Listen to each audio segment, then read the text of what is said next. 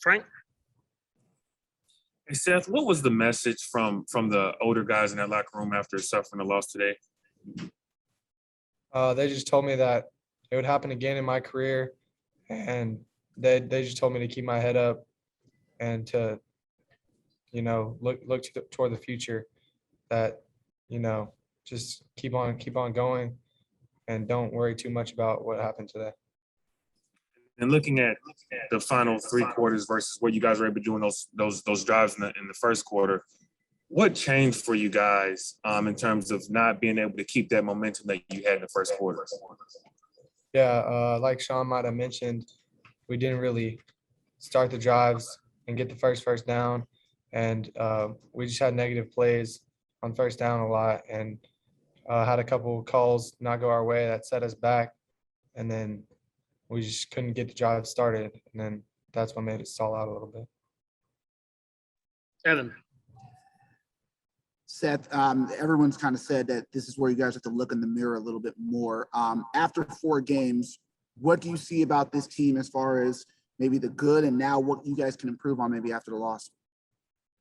I mean, we just need to push that much harder because, like coaches say, you can be harder on yourself after a win. So we learned a lot last week, and we need to learn a lot even more this week after losing that game, because we just need to keep getting better offensively, especially. I felt like our defense were put in some bad situations by us and me personally. So we just need to get better as a whole and go watch the film, learn from it, execute next week.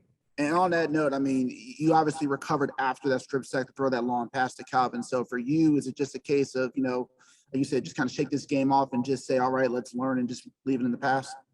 Yeah, somewhat, but of course it's painful right now, to lose that game like that. Just self-inflicted wounds mainly.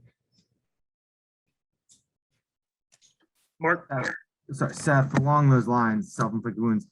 Can that play where you throw the ball to Rodgers and you get it down to the 2 and then you see the flag come immediately? Like when you're in the moment, what's that feeling like when you complete a pass like that you think is going to be the difference in the game, but you see a flag come out? Yeah, I mean, me personally, I don't like, my coaches always preach to me, don't get too highs with the highs and too lows with the lows. So I was just like, okay, that happened, next play. But I mean, a lot of kids, I could see them hanging their heads and stuff like that. So I was just trying to pick them up and tell 65 next play, like that's in the past, to try and just do it again. And I mean, so I wasn't too worried about that singular play affecting the entirety of the game, but. Thanks. All right, thank you, Seth.